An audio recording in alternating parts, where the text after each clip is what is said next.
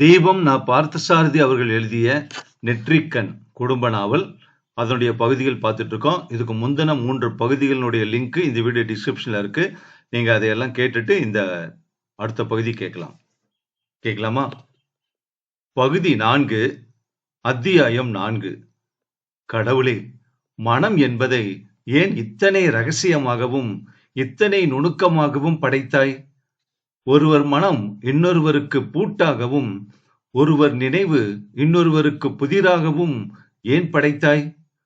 உங்களுக்கு என்ன வந்தது? அடுத்தவங்க மனவேதனைய புரிஞ்சுக்க தெரியாம உதாசீனம் செய்யறதும் வெறுக்கிறதும் தான் இலக்கிய குணம்னு நீங்க நினைக்கிறீங்களோ?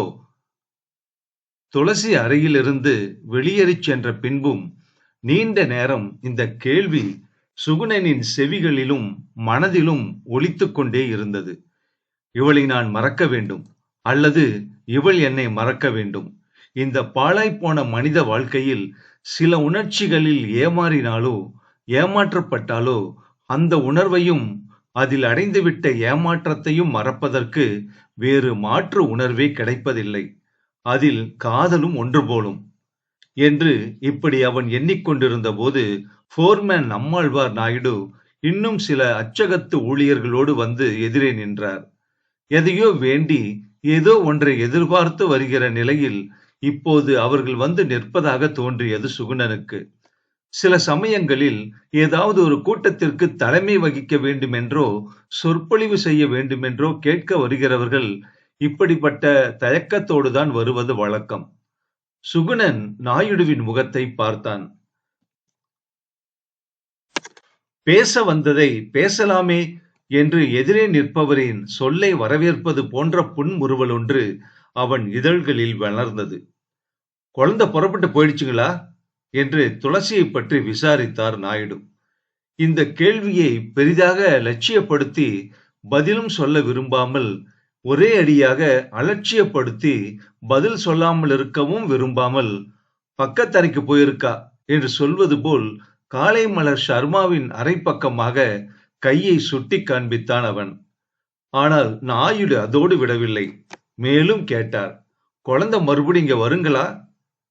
வரவேண்டிய அவசியமோ காரியமோ ஒன்னும் இல்ல, ஆனா வந்தாலும் வரலாம். சிறிது நேர தயக்கத்திற்கும் மௌனத்திற்கும் பிறகு நாயுடு மீண்டும் மெல்ல பேச்சை தொடங்கினார். உங்ககிட்டதான் ஒரு காரியமா வந்தோம் சார். சொல்லுங்க, என்ன காரியம்? குழந்தைக்கும் மாப்பிள்ளைக்கும் வர ஞாயிற்றுக்கிழமை சாயங்காலம் நாங்க பிரஸ் ஒர்க்கர்ஸ் எல்லாரும் உட்லண்ட்ஸ்ல ஒரு விருந்து கொடுக்கலாம்னு எண்ணி இருக்கோம். ரொம்ப சரி, செய்ய வேண்டியதான். அதுக்கு நீங்க தான் தலைமை வகிக்கணும். இந்த ஒரே வாக்கியத்தை, இந்த ஒரே வேண்டுகோளை நாயுடுவோடு கூட வந்திருந்த எல்லாருமே சேர்ந்து கோரஸ் பாடுவது போல் ஒன்றாக சொல்லி வேண்டினார்கள். மறுபடியும் நான் விலக விரும்பிய வழிக்கே தன்னை இழுத்து கொண்டு போக வருகிற மனிதர்களையும் நிகழ்ச்சிகளையும் அந்தரங்கமாக சபித்தவாறே அந்த வெறுப்பின் காரணமாக ஒன்றும் பதில் சொல்ல தோன்றாமல் மலைத்து போய் மௌனமான துயரம் உள்ளே வெதும்ப, அது வெளியே தெரிந்துவிடாமல் மறைக்க முயன்றபடி அவர்கள் முகத்தை ஒவ்வொன்றாக ஏறிட்டும் பார்க்கலானான் சுகுணன். அந்த காரியாலய அச்சகத்தின் கம்போசிங், ப்ராசஸ், பைண்டிங் ஆகிய எல்லா பிரிவுகளிலும் முதன்மை பணியாளர்களாயிருந்த எல்லா போர்மேனும் நம்மாழ்வார் நாயுடுவோடு இதற்காக அவனை அழைக்க வந்திருக்கிறார்கள். வெளிப்படையான அறிகுறிகளோ பழக்க வழக்கங்களோ இல்லாமல் இருவர் மனதளவில் மலர்ந்த காதல் கருகினால் அந்த வாட்டமும் ஏமாற்றமும் கூட இந்த உலகத்திற்கு தெரிவதில்லை. வெறும் கதாசிரியனாகவும் கலகலப்பாக பழகக்கூடிய ஒரு நவநாகரிக பெண்களின் கூட்டத்தில் இருந்து ஒரு வெறும் ரசிகையாகவும் அவனும் அவளும் பழகினது போல பாவித்துக் கொண்டல்லவா அவளுடைய திருமண பாராட்டு விருந்திற்கு அவனையே தலைமை தாங்க கூப்பிடுகிறார்கள். கடவுளே, மனம் என்பதை ஏன் இத்தனை ரகசியமாக படைத்தாய்? ஒவ்வொரு மனிதன் மனதிலும் ஒரு பெரிய பூட்டு தொங்குகிறது. ஆனால் அந்த கடினமான பூட்டை திறந்து பார்க்கும் சாவி வேறு எங்கோ இருக்கிறது. பூட்டை கொண்டிருப்பவர் ஒரு புறமும் திறவுகோலை உடையவர் ஒரு புறமுமாக பிரிவதும் விலகுவதும் வாழ்க்கை வீதியில் இயல்பாயிருக்கலாம். ஆனால் அந்த பூட்டிய மனதை மற்றவர்கள் உடைத்து பார்க்க வருவதுதான் வேதனையான காரியம் என்பதை சுகுணன் அந்த நேரத்தில் மிக நன்றாக உணர்ந்தான். திருமண விருந்துதானே இது, விருந்திற்கு தலைமைதாக கூட ஒருவர் அவசியம்தானா நாயுடு என்று அவன் கேட்டதை அடக்கத்தினாலும் வினயத்தினாலும் அவனிடமிருந்து வெளிவந்த வார்த்தைகளாக அவர்கள் எடுத்துக்கொண்டு மேலும் அவனது சம்மதத்தை எதிர்பார்த்து வற்புறுத்தி தயங்கி நின்றார்களே ஒழிய உள்ளே அவன் மனம் படும் வேதனையை அவர்களால் உணரவே முடியவில்லை. விருந்து முடிந்ததும் மாலை போடுவதும் மாலை போட்டு முடிந்ததும் நவநாகரீக பூச்சுடலாகிய வார்த்தை மலர்களை சொற்பொழிவுகளாக தொடுத்து பேசுவதும் தவிர்க்க முடியாதவை என்பதை அவன் அறிவான். ஆயினும் தனக்கு வேதனை தரக்கூடிய அந்த வாய்ப்பை தட்டி கழிக்க முயலும் முயற்சியினாலேயே அவன் அப்படி பேசினான். ஆனால் அவர்களோ விடவில்லையே. கடைசியாக இன்னொரு சாக்கை சொல்லி தப்பிக்க முயன்றான் அவன். இந்த மாதிரி விருந்துக்கும் திருமண வாழ்த்துக்கும் வேறு யாராவது வயசானவங்க தலைமை வகிச்சா நல்லா இருக்குமே. நீங்க காலைமலர் ஆசிரியர் சர்மாவையோ டைம்ஸ் நாயரையோ கூப்பிட்டா என்ன?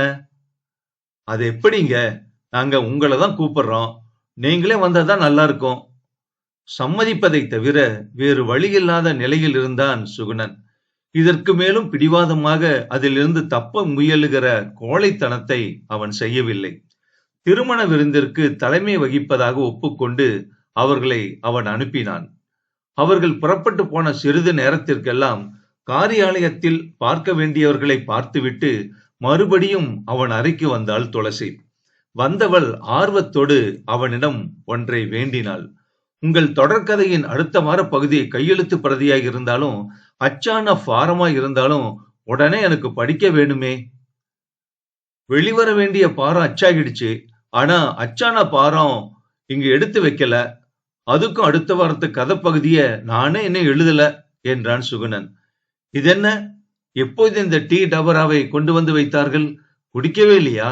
மறந்துருச்சா என்று அவன் மேஜை மேல் கவனிக்கப்படாமல் ஆறி போயிருந்த தேநீரை சுட்டி காண்பித்து கேட்டாள் துளசி. ஆமா, மறந்திருக்குமா இருக்கும், அதனால என்ன இப்போ என்று அலட்சியமாக அந்த டவரா டம்ளரை எடுத்து ஜன்னல் வழியே ஏதோ ஒரு வெறுப்போடு அதில் இருந்த தேநீரை வெளியே ஊற்றினான் சுகுணன்.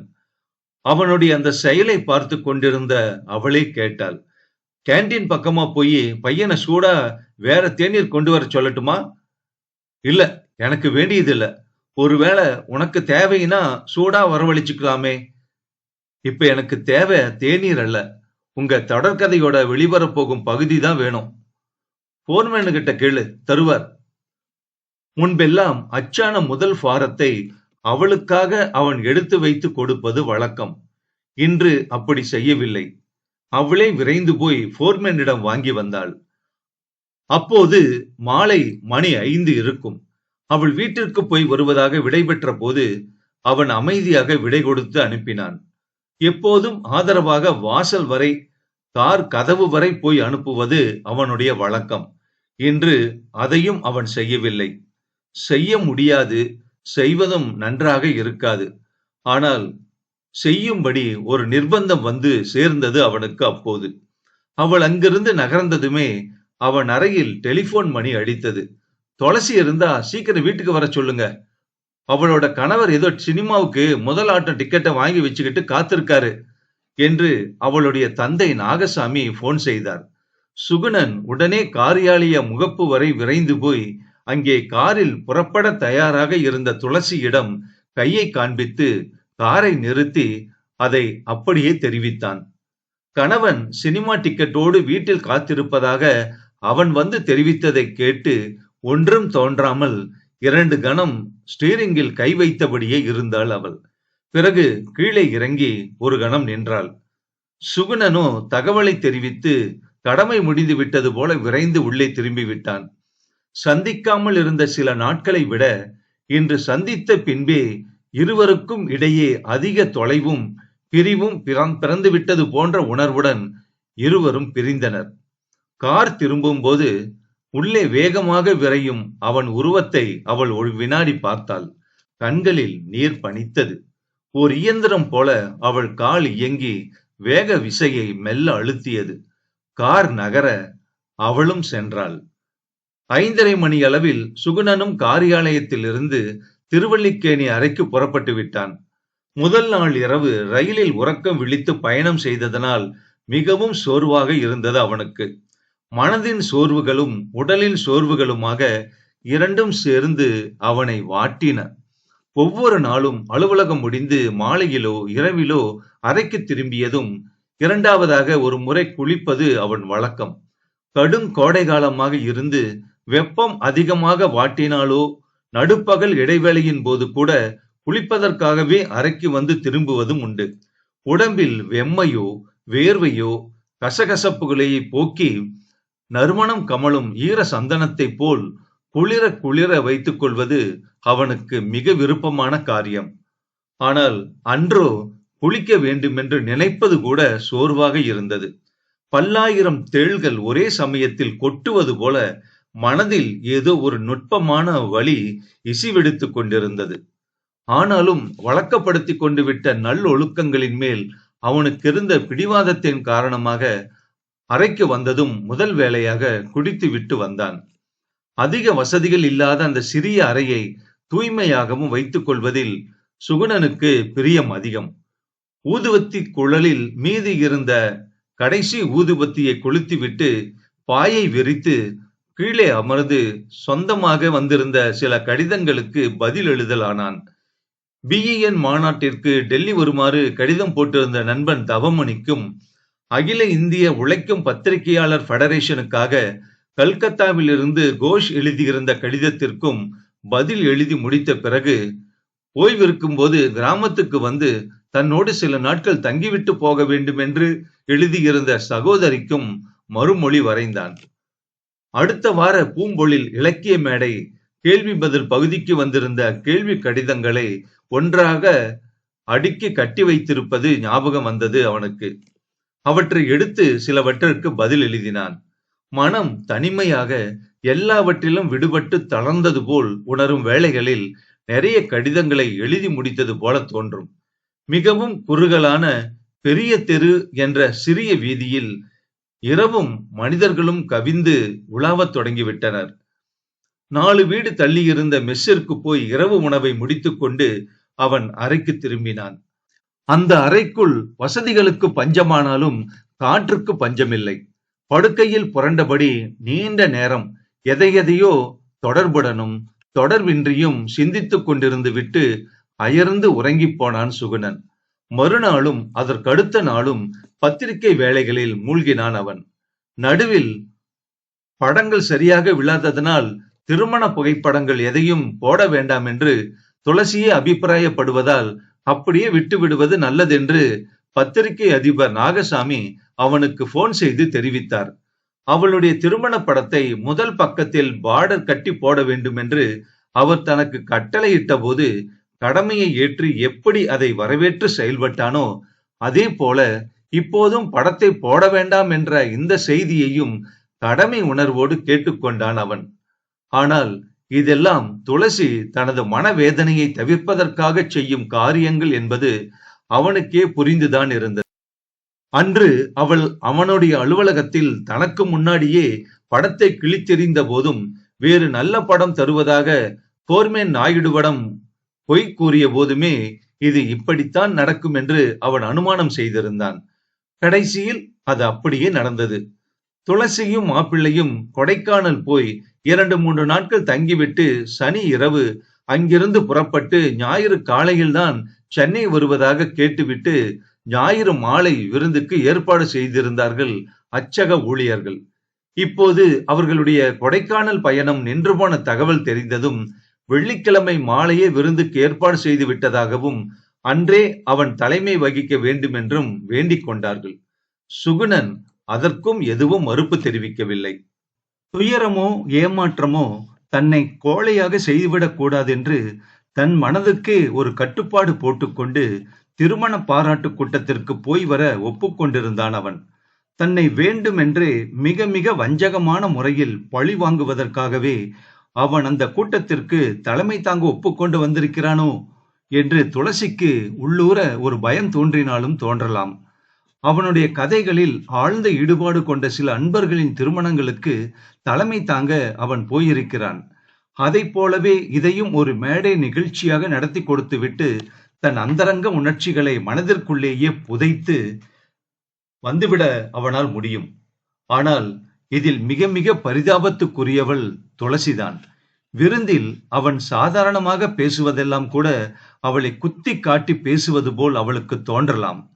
அவன் ஒன்றுமே பேசாமல் இருந்தாலோ அதுவும் ஒரு விகல்பமாகவே தோன்றும்.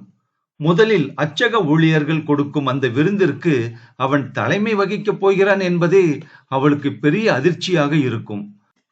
அதை வைத்துக் கொண்டும் அவள் என்னென்னவோ நினைக்கலாம், கற்பனை செய்யலாம். ஆனால் இவற்றையெல்லாம் நினைத்து அவன் தயங்கவோ தளரவோ அவசியமில்லை. சமூக வாழ்வில் ஆண்களுக்கு சில பொது வசதிகள் இருக்கின்றன. எந்த இடத்திலும் எந்த நிலையிலும் முகம் சிவக்க நாணாமல், கூசாமல், பயப்படாமல் நிற்க ஆணுக்கு ஒரு வசதி இருக்கிறது. பெருமையும் வலிமையும் ஆண்களுக்கு உரியன. அச்சமும் மடமும் நாணமும் பெண்மைக்கு உரியன என்று இவற்றுக்கு குண எல்லை வகுத்த பழைய இலக்கண ஆசிரியர்கள் எத்தனை கவனமாக, எத்தனை நிச்சயமாக எல்லா காலத்திற்கும் பொருந்தும்படி அந்த இலக்கணத்தை வகுத்திருக்கிறார்கள் என்று அவர்களை ஒரு கணம் சிந்தனையில் நினைத்து வியந்தான் சுகுணன். வெள்ளிக்கிழமை அன்று மாலை 4 மணிக்கு அலுவலகத்தில் இருந்து அறைக்கு புறப்பட்டு போய்விட்டான் சுகுணன். குளித்து உடைமாற்றிக் கொண்டு அறையில் இருந்து நேரே உட்லண்ட்ஸுக்கு வந்து விடுவதாக அவன் மற்றவர்களிடம் சொல்லி இருந்தான். விருந்து முடிந்ததும் மணமக்களை பாராட்டி ஷர்மா, டைம்ஸ் நாயர், இன்னும் சில அச்சக ஊழியர்கள் உட்பட மொத்தம் 8 பேர் சொற்பொழிவாற்ற இருப்பதாக போர்மேன் நாயுடு முன்பே சுகுணனிடம் தெரிவித்திருந்தார். இத்தகைய நிகழ்ச்சிகளால் திருமணம் கூட ஒரு வெளிப்பகட்டு சடங்காகி விடுவதை அவன் உணர்ந்து சலித்திருந்தாலும் இந்த திருமண விருந்தில் அந்த சலிப்பை கூட அவன் வெளிப்படையாக காட்டிக்கொள்ள முடியாமல் இருந்தது. 6 மணிக்கு ஒரு டாக்ஸியில் போய் உட்லண்ட்ஸில் இறங்கி விருந்து நடக்கும் பகுதிக்குள் நுழைந்த போது துளசியும் அவள் கணவனும் உட்பட எல்லோருமே வந்து கூடியிருந்தார்கள். துளசியோடும் அவள் கணவனோடும் நாயரும் சர்மாவும் போர்மேன் நாயுடுவும் அருகில் அமர்ந்து ஏதோ சிரிப்பு கலகலக்க பேசிக் கொண்டிருந்தார்கள். சுகுணன் அருகில் வந்ததும் அவனை மரியாதை செய்து வரவேற்கும் பாவனையில் துளசி எழுந்து நின்றாள். போர்மேன் நாயுடுவும் எழுந்து வரவேற்றார். முறையையும் பொது நாகரிகத்தையும் விட்டு கொடுக்க முடியாமல் துளசி தன் கணவனை அவனுக்கு அறிமுகம் செய்து வைத்தாள். அவர் நீட்டிய கையை ஏமாற விடாமல் அவனும் புன்முறுவலோடு பற்றி குலுக்கினான். அப்போது அவன் நினைத்தான், கடவுளே, மனம் என்பதை ஏன் இத்தனை ரகசியமாக படைத்தாய்? எல்லாரும் இருக்கைகளில் அமர்ந்த பின் சில வினாடிகள் வரை ஒருவரும் ஒன்றும் பேசிக் கொள்ளவில்லை. சார்தான் தமிழ்ல நம்ம துளசியோட ஒரே ஃபேவரேட் ஆசிரியர் என்று எதையாவது பேச வேண்டும் என்பதற்காக சொல்லுபவர் போல் குறுக்கிட்டு கூறினார் ஷர்மா. மனதின் சத்திய ஆழத்தில் இருந்து பிறக்காமல் வெறும் நாக்கு நுனியிலிருந்து உதிர்ந்த அந்த போலி புகழ் வார்த்தைகள் சுகுணனின் செவிகளில் அபஸ்வரமாக ஒலித்தன. துளசியின் ஃபேவரேட் ஆசிரியன் அவன்தான் என்பது உண்மையாயினும் ஷர்மா அதை வெளியிட்ட விதம் அந்த சூழ்நிலையில் போலியாக ஒலித்தது. விருந்துக்காக வரிசை வரிசையாய் நாற்காலிகள் போடப்பட்டு அவர்கள் அமர்ந்திருந்த திறந்த புல்வெளியில் இருந்து மேலே தெரிந்த வானத்தில் அப்போதே மினுமினுக்க தொடங்கிவிட்ட ஏதோ ஒரு நட்சத்திரத்தை பராக்கு பார்க்கலானான் சுகுணன். சிறிது நேரத்தில் விருந்து தொடங்கியது. மேடையில் முக்கியமான நடு இடத்தில் துளசியும் அவள் கணவனும் பிரதம விருந்தினர்களாக அமர்ந்த பின் அவர்களுக்கு வலதுபுறம் சுகுணனும் இடது பக்கம் ஷர்மா, நாயர் முதலியவர்களும் அமர்ந்து கொண்டார்கள். அச்சக ஊழியர்கள், உழைக்கும் பத்திரிகையாளர்கள், யார் எந்த விருந்தோ கூட்டமோ நடத்தினாலும் அதற்கு பத்திரிகை அதிபர் நாகசாமி சில காரணங்களால் வருவது வழக்கமில்லை என்பது நன்றாக தெரிந்தும், அப்பா வரலையாமா என்று துளசியிடம் சம்பிரதாயமாக ஒரு கேள்வி கேட்டு வைத்தார் ஷர்மா. வரவில்லை என்பதற்கு அடையாளமாக தலையை அசைத்தாள் துளசி. விருந்து தொடங்கியது. அந்த அருமையான விருந்தில் ரசித்து சாப்பிட முடியாதவர்கள் இருவர் மட்டுமே. ஒருத்தி துளசி, இன்னொருவன் சுகுணன். திட்டமிடாமல் சேர்ந்த இயற்கையாய் துளசியின் வலதுபுறம் சுகுணனும் சுகுணனின் இடதுபுறம் துளசியுமாக அமர்ந்திருந்ததால் ஒருவர் நிலையை மற்றொருவர் நன்றாக உணர முடிந்தது. அவளுடைய கூந்தலின் மல்லிகை அவன் அருகே மணந்தது. அவளுடைய சரீரத்தின் இங்கிதமான நளின நறுமணங்கள் அவனுக்கு மிக அருகே கிளர்ந்தன. அவளுடைய கைகளின் வளையல்கள் அவனுக்கு மிக அருகே ஒலித்தன. வெண்ணெய் திரண்டார் போன்ற அவளது அந்த பளிங்கு முழங்கை அவனுக்கு மிக அருகே இயங்கியது. ஆயினும் அவன் எங்கோ கண்ணு கெட்டிய வான மூலையில் மின்னிய ஒரு நட்சத்திரத்தை பார்த்து கொண்டிருந்தான். அந்த வேளையில் துளசியின் வீணை குரல் ஒலித்தது. என்ன இது, ஒண்ணுமே சாப்பிடாம எங்கேயோ பராக்கு பாக்குறீங்க? வர வர ருசியே போயிடுச்சு என்று ஏதோ நகைச்சுவையாக பதில் சொல்வது போல் அவன் கூறிய வார்த்தைகள் அவளை சிந்திக்க வைத்திருக்க வேண்டும். அந்த வார்த்தைகளில் அடியுண்டு விழுந்த அவள் 2 வினாடி மௌனத்திற்கு பின் தான் பதில் சொன்னாள். அது எப்படி? நீங்க தலை சிறந்த கதாசிரியர், எல்லா நல்ல ருசிகளும் உங்க பேனாவில் இருந்து தான் பிறக்க வேணும்னு என்ன மாதிரியானவங்க எல்லாம் தவம் கிடக்கிறோம், உங்களுக்கே ருசி போயிட்டதுன்னா இப்படி என்று சொல்லிவிட்டு அந்த சொற்களின் ஆழத்தை மூடி மறைக்க லேசாக ஒரு புன்னகையும் புரிந்தாள் துளசி. அந்த வார்த்தைகளை கேட்டு அவள் பக்கமாக திரும்பி கண்களை சில கணம் அவள் முகத்தில் ஊன்றி ஒரு பார்வை பார்த்தான் சுகுணன். அந்த பார்வை அவள் பேச்சையும் சிரிப்பையும் அப்படியே கட்டுப்படுத்தி நிறுத்திவிட்டது. விருந்து முடிந்தது. போர்மேன் 2 பெரிய ரோஜாப்பூ மாலைகளை அவன் கையில் கொண்டு வந்து கொடுத்தார். அந்த மாலைகளில் ஒன்றை துளசியின் கைகளிலும் மற்றொன்றை மாப்பிள்ளையின் கைகளிலும் கொடுத்து அவர்களே ஒருவருக்கொருவர் மாலை மாற்றிக் கொள்ளும்படி செய்தான் சுகுணன். துளசியின் மெல்லிய விரல்கள் அந்த மாலையை தன் கைகளில் இருந்து வாங்க நடுங்குவதை அவன் கவனித்தான். அதை தன் கைகளில் இருந்து வாங்கும் போது அவள் கழுத்தும் தோள்களும் தலையும் ஏன் அப்படி குடைந்து குனிந்து தயங்கின?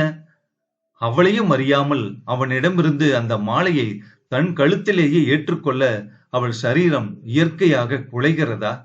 சில பூக்கள் தென்றல் உறைந்ததும் மலர்வதுண்டாமே, இன்னும் சில பூக்கள் கைகள் பட்டால் மலர்வதுண்டாமே. பாழும் கடவுளே, மனம் என்பதை ஏன்தான் இத்தனை ரகசியமாகவும் இத்தனை நுணுக்கமாகவும் படைத்தாய்? ஒருவர் மனம் இன்னொருவருக்கு பூட்டாகவும் ஒருவர் நினைவு இன்னொருவருக்கு புதிராகவும் ஏன் படைத்தாய்? மாலை மாற்றிய கைகளோடு முகத்தில் இருந்த சிரிப்பு பூச்சை மேலாக பிரித்தெடுத்து விட்டு அடியில் இருந்த அசல் சோகத்தை மட்டுமே காண முடிந்தார் போன்ற முகத்தோடு துளசி பதறி நிற்கையிலே, நான் ஆடம்ஸ்பரிக்கே வந்து உன் திருமணத்துல கலந்துக்கலன்னு குறை இனிமே உனக்கு இருக்காதே துளசி என்று சர்வ சாதாரணமாக நகைச்சுவையோடு கேட்பது போல் அவளை ஒரு கேள்வி கேட்டான் சுகுணன். அதை எல்லோரும் மாப்பிள்ளையும் கூட சிரித்து கைதட்டி வரவேற்றார்கள். ஆனால் துளசியின் முகத்திலோ அந்த கேள்வியை அவன் கேட்டபோது ஏற்கனவே இருந்த பூச்சி சிரிப்பும் மறைந்துவிட்டது. அந்த முகத்தில் இருந்து பொதுவான மகிழ்ச்சியையும் தொடை தெரிந்து விட்டது அவனுடைய அந்த கேள்வி. மேடைகளில் பேசி பேசி பழகிய அனுபவமும் துணிவும் அவனை அந்த திருமண விருந்து கூடத்தில் நன்றாக நாடகம் ஆட வைத்தன. இந்த நாவல் அடுத்த பகுதியில் தொடரும்.